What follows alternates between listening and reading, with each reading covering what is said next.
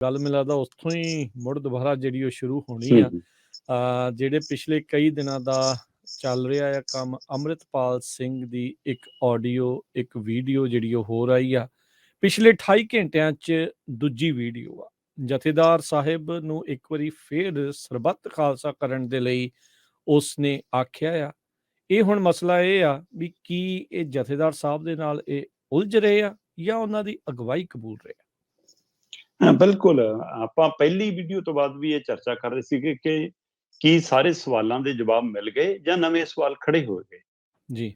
ਉਸੇ ਤਰ੍ਹਾਂ ਅੱਜ ਵੀ ਦੂਸਰੀ ਵੀਡੀਓ ਆਉਣ ਤੋਂ ਬਾਅਦ ਜਾਂ ਇੱਕ ਹੋਰ ਆਡੀਓ ਆਉਣ ਤੋਂ ਬਾਅਦ ਕਈ ਸਵਾਲਾਂ ਦੇ ਜਵਾਬ ਹੋਰ ਸਪਸ਼ਟ ਹੋਏ ਨੇ, ਪਰ ਕਈ ਸਵਾਲਾਂ ਦੇ ਜਵਾਬ ਹੋਰ ਉਲਝ ਗਏ ਨੇ। ਇਹਦੇ ਵਿੱਚ ਕੋਈ ਦੋ ਰਾਏ ਨਹੀਂ। ਇੱਕ ਤਾਂ ਇਹ ਹੈ ਕਿ 12 ਦਿਨਾਂ ਦੇ ਤੱਕ ਕੋਈ ਆਡੀਓ ਨਾ ਆਉਣਾ, ਕੋਈ ਵੀਡੀਓ ਨਾ ਆਉਣਾ, ਤੇ ਫਿਰ 28 ਘੰਟਿਆਂ ਦੇ ਫਰਕ ਨਾਲ ਹੀ ਦੂਜੀ ਵੀਡੀਓ ਦਾ ਵੀ ਆ ਜਾਣਾ ਤੇ ਵਿਚਾਲੇ ਇੱਕ ਆਡੀਓ ਵੀ ਆ ਜਾਣਾ।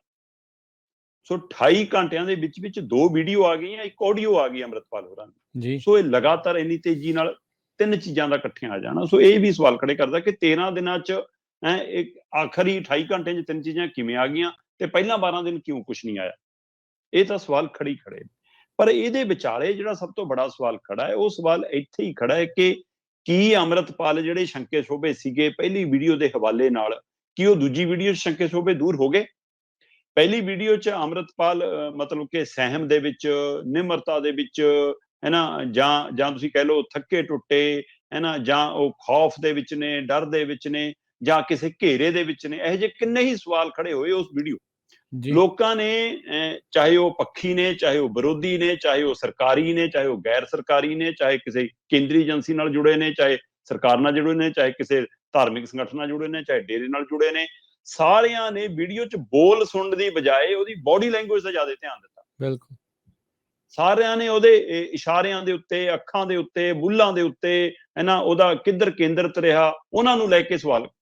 ਤੇ ਕਈ ਤਾਂ ਜਿਹੜੇ ਫਿਲਮਾਂ ਦੇ ਡਾਇਰੈਕਟਰ ਨੇ, ਉਹਨਾਂ ਨੇ ਵੀ ਆਪੋ ਆਪਣੇ ਹਵਾਲੇ ਨਾਲ ਤੱਥ ਦੱਸੇ ਕਿ ਅਸੀਂ ਜਦੋਂ ਐਕਟਿੰਗ ਕਰਾਉਂਦੇ ਹਾਂ ਤਾਂ ਅਸੀਂ ਐਂ ਕਹਿੰਦੇ ਹੁੰਦੇ ਆ, ਸਾਹਮਣੇ ਬੰਦਾ ਹੋਵੇ ਤਾਂ ਐਂ ਹੁੰਦਾ। ਮਤਲਬ ਉਹਨਾਂ ਨੇ ਵੀ ਐਨਾਲਿਸਿਸ ਕੀਤੇ। ਤੇ ਸਾਰਿਆਂ ਤੋਂ ਬਾਅਦ ਮੈਨੂੰ ਲੱਗਦਾ ਕਿ ਅੰਮ੍ਰਿਤਪਾਲ ਹੋਰਾਂ ਨੇ ਦੂਜੀ ਵੀਡੀਓ ਉਸ ਸਵਾਲਾਂ ਦੇ ਜਵਾਬ ਦੇਣ ਲਈ ਵੀ ਬਣਾਈ। ਬੇਸ਼ੱਕ ਇਹ ਵੀਡੀਓ 6 ਮਿੰਟ 18 ਸਕਿੰਟ ਦੀ ਆ ਜੀ, ਤੇ 6 ਮਿੰਟ 18 ਸਕਿੰਟ ਦੀ ਵੀਡੀਓ 'ਚ 5 ਮਿੰਟ ਦੇ ਕਰੀਬ ਜਥੇਦਾਰ ਨੂੰ ਸੰਬੋਧਨ ਹੈ। ਪਰ ਫਿਰ ਵੀ ਜਿਹੜਾ 1 ਮਿੰਟ, ਸਵਾ 1 ਮਿੰਟ ਬਚਿਆ, ਉਹਦੇ ਵਿੱਚ ਉਹਨਾਂ ਨੇ ਇਹ ਵੀ ਗੱਲ ਸਪਸ਼ਟ ਕਰਨ ਦੀ ਕੋਸ਼ਿਸ਼ ਕੀਤੀ। ਕਈਆਂ ਨੂੰ ਲੱਗਦਾ ਦੇਖੋ ਜੀ ਮੈਂ ਪੁਲਿਸ ਦੀ ਗਿਰਫਤ 'ਚ ਆ, ਮੈਨੂੰ ਪੁਲਿਸ ਨੇ ਖੜਾ ਕੇ ਵੀਡੀਓ ਬਣਵਾਈ ਹੈ, ਜਾਂ ਇਹ ਹੈ ਜਾਂ ਮਤਲਬ ਕਿ ਡਰਿਆ ਹੋਇਆ। ਅਜਿਹਾ ਕੁਛ ਨਹੀਂ। ਉਹ ਕਹਿੰਦੇ ਜੀ ਮਤਲਬ ਕਿ ਮੈਂ ਥੱਕਿਆ ਟੁੱਟਿਆ ਜ਼ਰੂਰ ਹਾਂ, ਪ੍ਰਸ਼ਾਦਾ ਪੂਰੇ ਟਾਈਮ ਨਹੀਂ ਛਕ ਹੁੰਦਾ, ਇੱਕ ਟਾਈਮ ਛਕ ਹੁੰਦਾ, 20-25 ਕਿਲੋਮੀਟਰ ਦਾ ਪੈਂਡਾ ਅਸੀਂ ਪੈਦਲ ਕਈ ਵਾਰ ਤੈਅ ਕਰਦੇ ਹਾਂ, ਉਹਦੇ ਕਾਰਨ ਹੈ। ਸੋ ਇਹ ਜਿਹੜਾ ਹਵਾਲਾ ਦਿੱਤਾ, ਹੁਣ ਇਸ ਹਵਾਲੇ ਨੇ ਇੱਕ ਗੱਲ ਸਾਫ਼ ਕੀਤੀ ਕਿ ਇਹਦਾ ਮਤਲਬ ਅੰਮ੍ਰਿਤਪਾਲ ਪੁਲਿਸ ਤੋਂ ਬਚਦੇ ਹੋਏ ਲੁਕਦੇ ਛਿਪਦੇ ਫਿਰ ਰਿਹਾ। ਤਾਂ ਹੀ ਤੁਸੀਂ ਪੈਦਲ ਪੈਂਡਾ ਤੈਅ ਕਰ ਰਹੇ ਹੋ ਨਾ, ਤਾਂ ਹੀ ਤੁਸੀਂ ਕਦੇ ਖਬਰ ਆਉਂਦੀ ਹੈ ਕਿ ਗੰਨੇ ਦੇ ਮਤਲਬ ਉਹਦੀ ਕਮਾਦ 'ਚ ਲੁੱਕ ਕੇ ਗੰਨੇ ਦੇ ਖੇਤ 'ਚ ਇਹਨਾਂ, ਕਦੇ ਕਹਿੰਦੇ ਕੰਧ ਟੱਪ ਗਏ, ਕਦੇ ਕਹਿੰਦੇ ਪੈਟਰੋਲ ਪੰਪ ਕੋਲ ਤੁਰੇ ਜਾਂਦੇ ਨੇ, ਕਦੇ ਕਹਿੰਦੇ ਪਟਿਆਲੇ ਤੁਰੇ ਜਾਂਦੇ ਨੇ, ਕਦੇ ਕਹਿੰਦੇ ਕੁਰਕਸ਼ੇਤਰ। ਕੀ ਦਾ ਮਤਲਬ ਉਸ ਗੱਲ ਨੂੰ ਜਸਟੀਫਾਈ ਕੀਤਾ ਇਸ ਵੀਡੀਓ ਰਾਹੀਂ ਕਿ ਹਾਂ ਪੈਦਲ ਤੁਰਨ ਵਾਲਾ ਮੈਂ ਹੀ ਸੀ ਜੀ, ਮੈਂ ਹੀ ਖੇਤਾਂ 'ਚ, ਮੈਂ ਹੀ ਕੰਧ ਟੱਪੀ। ਕਿ ਇਹ ਕਹਿਣ ਦੀ ਕੋਸ਼ਿਸ਼ ਕੀਤੀ ਕਿ ਹਾਂ ਮੈਨੂੰ 20-25 ਕਿਲੋਮੀਟਰ ਪੈਦਲ ਤੁਰਨਾ ਪੈ ਰਿਹਾ। ਪਰ ਦੂਸਰੇ ਪਾਸੇ ਉਹ ਕਹਿੰਦੇ ਕਿ ਹਾਂ ਪ੍ਰਸ਼ਾਦਾ ਪਾਣੀ। ਫੇਰ ਸਵਾਲ ਇੱਥੇ ਖੜਾ ਕਿ ਜੇਕਰ ਉਹ ਤੁਰਨ ਵਾਲਾ ਬੰਦਾ ਉਹੀ ਹੈ ਜਿਹੜਾ ਛਤਰੀ ਲੈ ਕੇ ਤੁਰ ਰਿਹਾ, ਜੇਕਰ ਹੁਣ ਇਹ ਆਪਣੇ ਆਪ ਹੀ ਇਸ ਗੱਲ ਦੇ ਆ ਰਹੇ ਨੇ ਕਿ ਹਾਂ ਮਤਲਬ ਮੈਂ ਪੈਦਲ ਪੈਂਡਾ ਤੈਅ ਕਰਦਾ, ਕਿ ਪਟਿਆਲੇ ਤੁਰਨ ਵਾਲਾ ਬੰਦਾ ਇਹੀ ਹੈ, ਜੇਕਰ ਪੈਟਰੋਲ ਪੰਪ ਦੇ ਨੇੜੇ ਉੱਥੇ ਜੀ ਸਕੂਟਰੀ ਦੇ ਉੱਤੇ, ਮੋਟਰਸਾਈਕਲ ਤੇ ਇਹੀ ਹੈ, ਤਾਂ ਫਿਰ ਸਵਾਲ ਇਹ ਹੈ ਕਿ ਕੱਪੜੇ ਬਦਲਣ ਲਈ ਤਾਂ ਪੈਸੇ ਹੈਗੇ, ਪ੍ਰਸ਼ਾਦਾ ਛਕਣ ਲਈ ਕਿਉਂ ਨਹੀਂ? ਫਿਰ ਕੋਟ ਪੈਂਟ, ਨਵੀਆਂ ਜੈਕਟਾਂ, ਨਵੇਂ ਉਹ ਡਰਿੰਕ ਜਾਂ ਕਿਹੜਾ ਉਹ ਜੇ ਸੱਚੀਆਂ ਝੂਠੀਆਂ ਫੋਟੋਆਂ, ਉਹ ਸਵਾਲ ਖੜੇ ਨੇ। ਫਿਰ ਇਹ ਹਵਾਲਾ ਕਿੱਥੋਂ ਆਇਆ? ਕੀ ਦੇਖੋ, ਦੋ ਹੀ ਚੀਜ਼ਾਂ ਨੇ, ਜਾਂ ਤਾਂ ਤੁਸੀਂ ਜੇਬ ਤੋਂ ਖਾਲੀ ਹੋ, ਤੇ ਦੂਸਰਾ ਤੁਸੀਂ ਮਤਲਬ ਕਿ ਕਿਸੇ ਇਹੀ ਜਿਹੀ ਥਾਂ ਤੇ ਨਹੀਂ ਪਹੁੰਚ ਸਕਦੇ ਜਿੱਥੇ ਬੈਠ ਕੇ ਤੁਸੀਂ ਪ੍ਰਸ਼ਾਦਾ। ਸੋ ਜੇਕਰ ਤੁਹਾਡੀ ਜੇਬ 'ਚ ਪੈਸੇ ਹੈਗੇ ਜਾਂ ਤੁਹਾਡੀ ਜਾਣ ਪਹਿਚਾਣ ਹਰ ਖੇਤਰ 'ਚ ਹੈਗੀ, ਤਾਂ ਪ੍ਰਸ਼ਾਦੇ ਪੱਖਣੋਂ ਤਾਂ ਨਹੀਂ ਬੰਦਾ ਖਾਲੀ ਰਹਿ ਸਕਦਾ। ਕਿ ਜੇ ਜੇਬ 'ਚ ਪੈਸੇ ਨਹੀਂ ਹੋ, ਤੁਸੀਂ ਖੁੱਲੇ ਬਾਜ਼ਾਰ 'ਚ ਕਿਤੇ ਤੁਰੇ ਫਿਰਦੇ ਹੋ, ਜਾਂ ਤੁਸੀਂ ਤਾਂ ਰੋਟੀ ਤੋਂ ਵਾਂਝੇ ਹੋ, ਜਾਂ ਫਿਰ ਜਦੋਂ ਡਰ ਹੁੰਦਾ, ਕੋਈ ਖੌਫ ਹੁੰਦਾ, ਫਿਰ ਬੰਦੇ ਨੂੰ ਭੁੱਖ ਨਹੀਂ ਲੱਗਦੀ, ਭੁੱਖ ਮਰ ਜਾਂਦੀ ਹੈ। ਤਾਂ ਇਹ ਵੀ ਸਵਾਲ ਨਾਲ ਖੜੇ ਹੋਏ ਕਿ ਕੀ ਫਿਰ ਉਹਦੇ ਪਿੱਛੇ। ਪਰ ਅੰਮ੍ਰਿਤਪਾਲ ਹੋਰਾਂ ਦੀ ਦੂਜੀ ਵੀਡੀਓ ਜਿਹੜੀ 28 ਘੰਟਿਆਂ 'ਚ ਆਈ ਜੀ, ਉਹਨੇ ਉਹ ਜਿਹੜਾ ਸਵਾਲ ਖੜਾ ਸੀਗਾ ਕਿ ਪਹਿਲੀ ਵੀਡੀਓ ਪੁਲਿਸ ਦੇ ਘੇਰੇ 'ਚ ਬਣੀਆਂ, ਖੌਫ 'ਚ ਬਣੀਆਂ, ਸਹਿਮ 'ਚ ਬਣੀਆਂ, ਉਹ ਬੋਡੀ ਲੈਂਗੁਏਜ ਕੁਝ ਹੋਰ ਕਹਿੰਦੀ ਆ, ਉਹ ਦੂਈ ਵੀਡੀਓ ਨੇ ਬਿਲਕੁਲ ਉਹਦਾ ਜਵਾਬ ਦਿੱਤਾ। ਬੋਲਾਂ ਤੋਂ ਬਿਨਾਂ ਉਹੀ ਬੋਡੀ ਲੈਂਗੁਏਜ ਨੇ ਜਵਾਬ ਦਿੱਤਾ। ਹੁਣ ਬੋਡੀ ਲੈਂਗੁਏਜ ਬਦਲੀ ਹੋਈ ਸੀ, ਹੁਣ ਉਹਦੇ ਵਿੱਚ ਉਹ ਗੜਕਾ, ਉਹ ਦਬਕਾ, ਉਹ ਸ਼ਬਦਾਂ ਦੀ ਚੋਣ, ਉਹ ਉਚਾਰਨ, ਉਹ ਮਤਲਬ ਕਿ ਹੈ ਨਾ ਖੁੱਲਾਪਣ ਨਾ, ਉਹ ਨਜ਼ਰ ਆਇਆ ਕਿ ਹੁਣ ਖੁਦ ਅੰਮ੍ਰਿਤਪਾਲ ਬੋਲ ਰਿਹਾ। ਹੁਣ ਅੰਮ੍ਰਿਤਪਾਲ ਆਪਣੇ ਅੰਦਾਜ਼ 'ਚ ਬੋਲ ਰਿਹਾ। ਸੋ ਉਹ ਬੈਠਣਾ, ਮੁੱਛਾਂ ਤੱਕ ਹੱਥ ਜਾਣਾ, ਉਹ ਸਾਰਾ ਕੁਝ ਮਤਲਬ ਕਿ ਉਹ ਤੋਂ ਲੱਗਿਆ ਕਿ ਹਾਂ ਇਹ ਵੀਡੀਓ ਹੁਣ ਜੇ ਹੁਣ ਡਾਇਰੈਕਟਰ ਦੀਆਂ ਸੁਣੋਗੇ, ਜਿਨ੍ਹਾਂ ਨੇ ਪਹਿਲਾਂ ਕਿਹਾ ਕਿ ਉਹ ਡਾਇਰੈਕਟਰਾਂ ਦੇ ਹਵਾਲੇ ਨਾਲ ਤਾਂ ਕਹਿਣਗੇ ਜੀ ਹੁਣ ਐਕਟਿੰਗ ਵਧੀਆ ਕਰ ਲਈ। ਪਰ ਹੁਣ ਇਸ ਵੀਡੀਓ ਤੋਂ ਬਾਅਦ ਇਹ ਜ਼ਰੂਰ ਲੱਗਿਆ ਕਿ ਹਾਂ ਪਹਿਲੀ ਵੀਡੀਓ ਡਰ 'ਚ ਤਾਂ ਹੋ ਸਕਦੀ ਹੈ, ਥੱਕੇ ਟੁੱਟੇ ਬੇਰਹਿਮੀ 'ਚ ਤਾਂ ਹੋ ਸਕਦੀ ਹੈ, ਪੁਲਿਸ ਦੇ ਛਾਪੇ ਦੇ ਆਦੇਸ਼ਾਂ ਨੂੰ ਦੇਖਦਿਆਂ ਹੋਇਆ ਤਾਂ ਜਲਦਬਾਜ਼ੀ 'ਚ ਹੋ ਸਕਦੀ ਹੈ ਨਾ, ਧੀਮੀ ਆਵਾਜ਼ 'ਚ ਹੋ ਸਕਦੀ ਹੈ। ਪਰ ਦੂਜੀ ਵੀਡੀਓ ਜਿਸ ਅੰਦਾਜ਼ 'ਚ ਆਈ ਆ, ਫਿਰ ਜਾਂ ਤਾਂ ਅੰਮ੍ਰਿਤਪਾਲ ਹੁਣ ਪੁਲਿਸ ਦੀ ਗਿਰਫਤ ਤੋਂ ਬਹੁਤ ਦੂਰ ਹੈ, ਜਾਂ ਉਹ ਬੜੀ ਸੇਫ ਜ਼ੋਨ 'ਚ ਹੈ, ਜਾਂ ਉਸ ਨੂੰ ਲੱਗਦਾ ਕਿ ਹਾਂ ਮੇਰੀ ਪਹਿਲੀ ਵੀਡੀਓ ਨੂੰ ਰਿਸਪੌਂਸ ਮਿਲ ਗਿਆ, ਅਜੇ ਵੀ ਮੇਰੇ ਸੱਦੇ ਤੇ ਲੋਕ ਆ ਸਕਦੇ ਨੇ, ਸ਼ਾਇਦ ਮੈਂ ਇਕੱਠ ਕਰ ਸਕਦਾ, ਜਾਂ ਉਸ ਨੂੰ ਲੱਗਿਆ ਕਿ ਹਾਂ ਜਥੇਦਾਰ ਤੇ ਮੈਂ ਦਬਾਅ ਬਣਾਉਣ 'ਚ ਕਾਮਯਾਬ ਹੋ ਗਿਆ, ਜਥੇਦਾਰ ਮੇਰੇ ਆ ਸ਼ਬਦ ਵਹੀਰ ਤੱਕ ਆ ਗਏ ਨੇ, ਜਥੇਦਾਰ ਮੇਰੇ ਕਿਤੇ ਸਰਬੱਤ ਖਾਲਸੇ ਦੀ ਗੱਲ ਕਰਨਗੇ। ਸੋ ਇਹ ਸਾਰੇ ਹਵਾਲੇ ਨਾਲ ਉਸ ਨੂੰ ਹੌਸਲਾ ਆ ਗਿਆ। ਹੁਣ ਇਹ ਦੋਏ ਪੱਖ ਖੜੇ ਨੇ। ਸੋ ਇਹਨਾਂ ਦੋਵਾਂ ਪੱਖਾਂ ਦੇ ਵਿੱਚੋਂ ਇੱਕ ਪੱਖ ਇਹ ਵੱਡਾ ਆ ਕੇ ਉੱਭਰਿਆ ਕਿ ਇਸ ਸਾਰੀ ਵੀਡੀਓ 'ਚ 6 ਮਿੰਟ 18 ਸਕਿੰਟ ਦੀ ਵੀਡੀਓ 'ਚ ਅੰਮ੍ਰਿਤਪਾਲ ਨੇ 5 ਮਿੰਟ ਦੇ ਕਰੀਬ ਜਥੇਦਾਰ ਨੂੰ ਸੰਬੋਧਨ ਕੀਤਾ, ਤੇ ਉਹਦੇ ਵਿੱਚ ਤੁਸੀਂ ਸਵਾਲ ਕਰ ਰਹੇ ਸੀ ਕਿ ਕੀ ਉਹ ਅਗਵਾਈ ਕਬੂਲ ਰਹੇ ਨੇ, ਕੀ ਉਲਝ ਰਹੇ ਨੇ। ਪਹਿਲੀ ਵੀਡੀਓ 'ਚ ਲੱਗ ਰਿਹਾ ਸੀ ਕਿ ਉਹ ਜਥੇਦਾਰ ਦੀ ਅਗਵਾਈ ਕਬੂਲਣ ਲਈ ਤਿਆਰ ਨੇ, ਪਰ ਦੂਈ 'ਚ ਉਲਝੇ ਨੇ।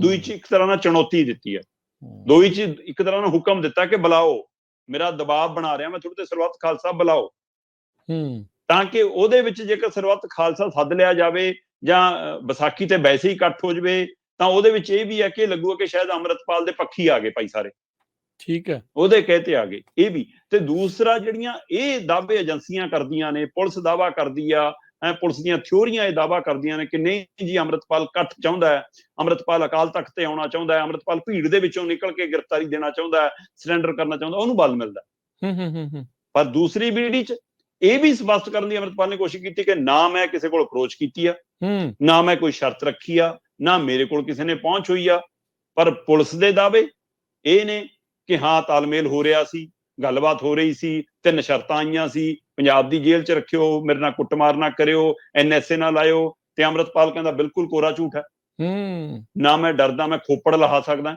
ਹੈ ਨਾ, ਪਰ ਮੈਂ ਨਾ ਕੇਸ ਕਤਲ ਕਰਾਉਂਗਾ, ਨਾ ਮੈਂ ਗ੍ਰਿਫਤਾਰੀ ਤੋਂ ਡਰੂੰਗਾ।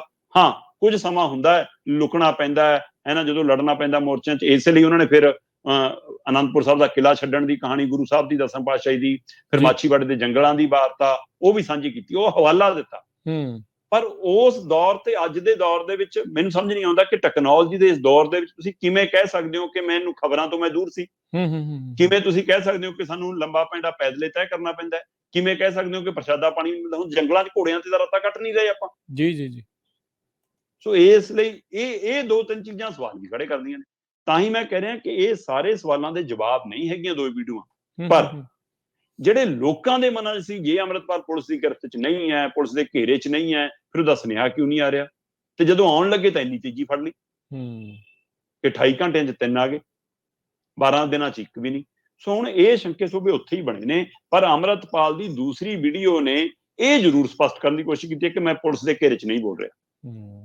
ਤੇ ਪਹਿਲੀ ਵੀਡੀਓ ਕੀ ਸਿਰਫ ਖੌਫ 'ਚੋਂ ਸੀ ਫਿਰ, ਜਾਂ ਬੇਰਾਮੀ 'ਚੋਂ ਸੀ, ਅਨਿੰਦਰੇਪਣ 'ਚੋਂ ਸੀ, ਭੁੱਖੇਪਣ 'ਚੋਂ ਸੀ, ਥੱਕੇ ਟੁੱਟੇਪਣ 'ਚੋਂ ਸੀ, ਜਾਂ ਇਹ ਸਹਿਮ ਸੀ ਕਿ ਕਦੇ ਵੀ ਦਰਵਾਜ਼ਾ ਖੜਕ ਸਕਦਾ, ਕਦੇ ਵੀ ਪੁਲਿਸ ਦਾ ਘੇਰਾਬੰਦੀ ਵੱਧ ਸਕਦੀ ਹੈ। ਪਰ ਦੂਏ 'ਚ ਉਹ ਇਸ 'ਚੋਂ ਬਾਹਰ ਨਿਕਲ ਗਏ ਕਿ ਕੋਈ ਗੱਲ ਨਹੀਂ, ਜਾਂ ਤਾਂ ਜਦੋਂ ਬੰਦੇ ਦੇ ਅੰਦਰ ਤਾਕਤ ਆ ਜਾਂਦੀ ਹੈ ਨਾ, ਓਟ ਆਸਰਾ ਜੀ ਜੇਕਰ ਅਸੀਂ ਲੈ ਕੇ ਚੱਲਦੇ ਹਾਂ, ਤਾਂ ਉਹਦਾ ਅੰਦਰ ਥੋੜੇ ਚਾਨਣ ਹੋ ਜਾਂਦਾ, ਫਿਰ ਤੁਸੀਂ ਕਹਿੰਦੇ ਹੋ ਕੋਈ ਨਾ ਜੋ ਹੋਣਾ ਹੁਣ ਹੋ ਜਾਵੇ, ਜਾਂ ਤਾਂ ਤੁਸੀਂ ਉਸ ਸਮੇਂ ਬੇਖੌਫ ਹੁੰਦੇ ਹੋ, ਜਾਂ ਤੁਸੀਂ ਜਿੱਥੇ ਤੁਹਾਨੂੰ ਲੱਗਦਾ ਹੁਣ ਮੈਂ ਇਸ ਥਾਂ ਤੇ ਬੈਠਾ, ਇੱਥੇ ਨਹੀਂ ਕੋਈ ਪਹੁੰਚ ਸਕਦਾ।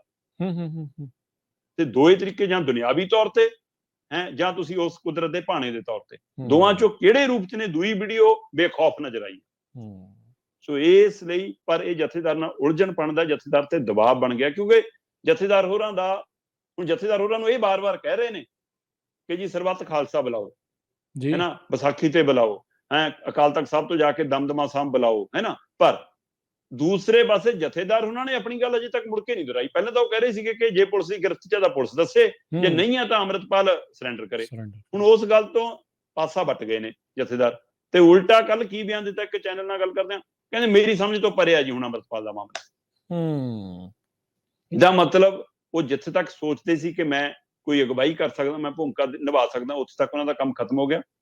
ਜਾਂ ਜਿਹੜਾ ਸਵਾਲ ਅੰਮ੍ਰਿਤਪਾਲ ਨੇ ਉਹਨਾਂ ਤੇ ਖੜਾ ਕੀਤਾ, ਜਿਹੜਾ ਸਵਾਲ ਮੁੱਖ ਮੰਤਰੀ ਭਗਵੰਤ ਮਾਨ ਨੇ ਉਹਨਾਂ ਤੇ ਖੜਾ ਕੀਤਾ, ਕਿ ਉਸ ਹਵਾਲੇ ਨਾਲ ਕੋਈ ਸੁਨੇਹਾ ਆ ਗਿਆ, ਜਾਂ ਹੁਣ ਲੱਗਦਾ ਹੈ ਕਿ ਇਹ ਮਾਮਲਾ ਕਿਸੇ ਹੋਰ ਪਾਸੇ ਜਾ ਸਕਦਾ। ਸੋ ਇਸ ਲਈ ਜਥੇਦਾਰ ਹੋ ਰਹੀ ਕਿ ਹੁਣ ਇਸ ਮਾਮਲੇ ਤੋਂ ਪਾਸਾ ਵੱਟ ਰਹੇ ਨੇ, ਤੇ ਅੰਮ੍ਰਿਤਪਾਲ ਇਸੇ ਨੂੰ ਹਥਿਆਰ ਬਣਾ ਕੇ ਉਹਨਾਂ ਤੇ ਦਬਾਅ ਬਣਾ ਰਿਹਾ। ਸੋ ਕੀ ਇਹ ਜਥੇਦਾਰ ਨਾਲ ਉਲਝਣ, ਜਿਹੜੀ ਇੱਕ ਪਾਸੇ ਮੁੱਖ ਮੰਤਰੀ ਭਗਵੰਤ ਮਾਨ ਜਥੇਦਾਰ ਸਾਹਿਬ ਨਾਲ ਉਲਝ ਪਏ, ਕੀ ਹੁਣ ਅੰਮ੍ਰਿਤਪਾਲ ਉਲਝਦਾ ਨਜ਼ਰ ਆ ਰਿਹਾ? ਸੋ ਇਹ ਸਾਰੇ ਸਵਾਲ ਨਵੇਂ ਖੜੇ ਹੋ ਗਏ। ਜੀ ਜੀ, ਅੰਮ੍ਰਿਤਪਾਲ ਦੇ ਕੱਦ ਨੂੰ ਹੁਣ ਕਿੱਦਾਂ ਦੇਖਦੇ ਆ ਵੀ ਇਹ ਸਾਰਾ ਕੁਝ ਹੋਣ ਤੋਂ ਬਾਅਦ ਦੇ ਵਿੱਚ ਕਿਸ ਲਹਿਜੇ ਦਾ, ਕੀ ਇਹ ਲੀਡਰ ਬਣ ਕੇ ਉੱਭਰ ਰਿਹਾ ਹੈ, ਕੀ ਬਣ ਕੇ ਨਿਕਲਣਾ ਚਾਹੁੰਦਾ ਇਹਦੇ ਵਿੱਚ? ਦੇਖੋ, ਅਜੇ ਇਸ ਬਾਰੇ ਕਹਿਣਾ ਬਹੁਤ ਕਾਹਲੀ ਹੋਏਗੀ। ਠੀਕ ਹੈ, ਕਿਉਂਕਿ ਇਹਨਾਂ 2 ਵੀਡੀਓ ਦੇ ਵਿੱਚ ਅੰਮ੍ਰਿਤਪਾਲ ਨੇ ਪੰਜਾਬ ਦੀ ਗੱਲ ਕੀਤੀ ਹੈ, ਪੰਜਾਬ ਦੇ ਮਸਲਿਆਂ ਦੀ ਗੱਲ ਕੀਤੀ ਹੈ, ਪੰਜਾਬ ਦੇ ਨੌਜਵਾਨਾਂ ਦੀ ਗੱਲ ਕੀਤੀ ਹੈ। ਕਿਤੇ ਵੀ ਉਹਨੇ ਖਾਲਿਸਤਾਨ ਸ਼ਬਦ, ਕਿਤੇ ਵੀ ਉਹਨੇ ਉਹੋ ਜਿਹਾ ਕੋਈ ਵੱਖਰੇ ਰਾਜ ਜਾਂ ਇਹੋ ਜਿਹੀ ਗੱਲ ਨਹੀਂ ਕੀਤੀ। ਕੀ ਉਹ ਮੁੱਖ ਧਾਰਾ ਦੇ ਵਿੱਚੋਂ ਰਹਿ ਕੇ ਹੁਣ ਲੜਾਈ ਲੜਨਾ ਚਾਹੁੰਦਾ? ਕਿਉਂਕਿ ਉਹਨੇ ਕਿਹਾ ਕਿ ਮੈਂ ਸਾਹਮਣੇ ਆਵਾਂਗਾ ਨਾ, ਉਹ ਕਹਿੰਦਾ ਕਿ ਨਾ ਮੈਂ ਭਗੌੜਾ, ਨਾ ਮੈਂ ਗ੍ਰਿਫਤਾਰ ਹਾਂ, ਨਾ ਮੈਂ ਆਪਣੇ ਸਾਥੀਆਂ ਦਾ ਸਾਥ ਛੱਡਿਆ, ਹੈ ਨਾ ਹੀ ਮੈਂ ਵਿਦੇਸ਼ ਜਾਣਾ, ਮੈਂ ਇੱਥੇ ਹੀ ਆ, ਤੁਹਾਡੇ 'ਚ ਆਊਂਗਾ, ਛੇਤੀ ਸਾਹਮਣੇ ਆਊਂਗਾ। ਸੋ ਇਹਦਾ ਮਤਲਬ ਤੁਹਾਡੀ ਇਸ਼ਾਰਾ ਬਿਲਕੁਲ ਸਹੀ ਹੈ ਕਿ ਇਹਨਾਂ ਗੱਲਾਂ ਤੋਂ ਇਹ ਲੱਗਦਾ ਕਿ ਹੁਣ ਮੁੱਖ ਧਾਰਾ ਦੀ ਲੜਾਈ 'ਚ ਪਰਤਣਾ ਚਾਹੁੰਦਾ। ਪਰ ਕੱਲ ਨੂੰ ਕੋਈ ਫਿਰ ਪਿੱਛੋਂ ਤਾਕਤ ਮਿਲ ਜਾਂਦੀ ਹੈ, ਸਹਾਰਾ ਮਿਲ ਜਾਂਦਾ, ਕਿਉਂਕਿ ਜਥੇਦਾਰ ਹੋਰਾਂ ਨੇ ਕਿਹਾ ਕਿ ਮੈਨੂੰ ਤਾਂ ਇਹ ਵੀ ਸ਼ੰਕੇ ਇਹਦੇ ਪਿੱਛੇ ਕੋਈ ਰਾਜਨੀਤੀ ਤਾਂ ਨਹੀਂ ਕੰਮ ਕਰਦੀ। ਇਹ ਸ਼ੰਕੇ ਕਿੰਨੇ ਮਨਾਂ 'ਚ ਨੇ, ਇਹ ਸ਼ੰਕੇ ਕਿੰਨੇ ਪੰਜਾਬ ਹਿਤੈਸ਼ੀ, ਪਾਰਟੀਆਂ ਦੇ ਹਿਤੈਸ਼ੀ, ਲੋਕ ਹਿਤੈਸ਼ੀ, ਸਾਰੀਆਂ ਤਰ੍ਹਾਂ ਦੇ ਮਨਾਂ 'ਚ ਹੈਗੇ ਨੇ ਜੀ। ਅੰਮ੍ਰਿਤਪਾਲ ਦੇ ਨਾਲ ਤੁਰੇ ਬੰਦੇ ਜਿਹੜੇ ਉਹਦੇ ਚੋਂ 348 ਬਾਹਰ ਆਏ ਨੇ, ਉਹਨਾਂ ਚੋਂ ਕਿੰਨਿਆਂ ਦੇ ਮਨਾਂ 'ਚ ਇਹ ਨੇ। ਸੋ ਇਹ ਸਵਾਲ ਮਤਲਬ ਕਿ ਕਈ ਵਾਰ ਆ ਵੀਡੀਓ ਆਉਣ ਨਾਲ ਬੜਾ ਵੀ ਹੋ ਜਾਂਦਾ, ਕਈ ਵਾਰ ਇਹ ਵੀਡੀਓ ਆਉਣ ਨਾਲ ਇਹ ਲੱਗਦਾ ਕਿ ਨਹੀਂ, ਉਹ ਆਪਣੀ ਆਵਾਜ਼ ਨਾਲ ਬੋਲ ਰਿਹਾ। ਸੋ ਇਸ ਲਈ 2 ਤਰ੍ਹਾਂ ਦੇ ਸਵਾਲ ਖੜੇ ਹੋਈ ਜਾਂਦੇ ਨੇ। ਸੋ ਅਜੇ ਇਸ ਬਾਰੇ ਸਪਸ਼ਟ ਕਰਨਾ ਕਿ ਹੁਣ ਕਿਹੜੇ ਪਾਸਿਓਂ ਅਗਵਾਈ ਕਰਨਾ ਚਾਹੁੰਦਾ, ਕਿਹੜੇ ਧਿਰ ਦੀ ਅਗਵਾਈ ਕਰਨਾ ਚਾਹੁੰਦਾ, ਹੈ ਨਾ, ਇਹ ਅਜੇ ਜਵਾਬ ਦੇਣਾ ਮੈਨੂੰ ਲੱਗਦਾ ਕਾਹਲੀ ਹੋਏਗੀ। ਅਜੇ ਪਹਿਲਾਂ ਇਹ ਐਪੀਸੋਡ ਦਾ ਐਂਡ ਕੀ ਹੁੰਦਾ, ਇਹ ਦੇਖਣ ਵਾਲੀ ਗੱਲ ਹੈ। ਜੀ ਜੀ।